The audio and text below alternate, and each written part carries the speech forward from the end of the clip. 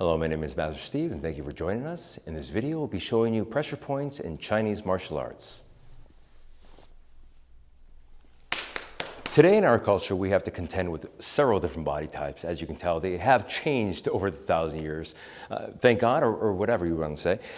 They have changed, so they're not the same as they were 1,000 years ago. So I'm going to show you 3 techniques that pretty much universally work with the body types that you'll see today in America or whatever country you're watching this video in. One of them is in the bottom of the jawline. The second one is towards the clavicle. And the third one is underneath the armpit. These 3, if utilized properly, if trained for a long period of time, will be effective in whatever situation you might find yourself in. Now, one of the examples of pressure points that I'm going to show you is right underneath the jawline. It's actually right underneath the wisdom tooth. Now, you want to be careful because as this is a pressure point and you might think, well, this might just hurt a little bit. No, this actually hurts a lot.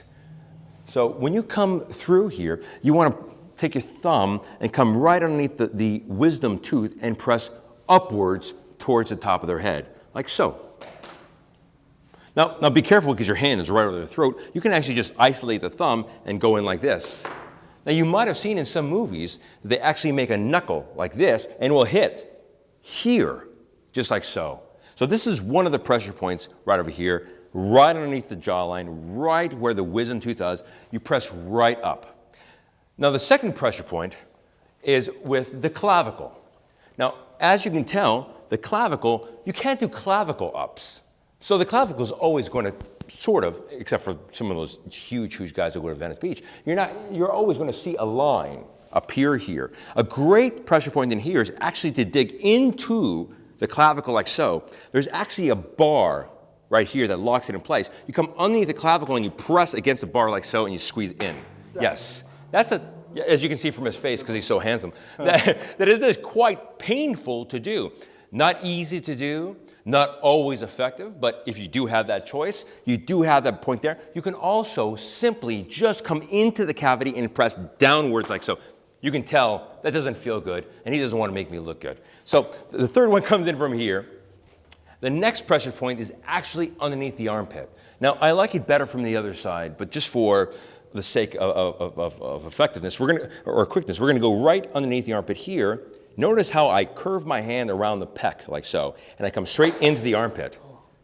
And it's really not this part right here who's doing the action. It's really this part in here that's doing the action. Have you noticed that it's almost exactly like the pressure point that goes into the wisdom tooth? There's more similarities than differences. And when you see that, that actually explains Kung Fu 101.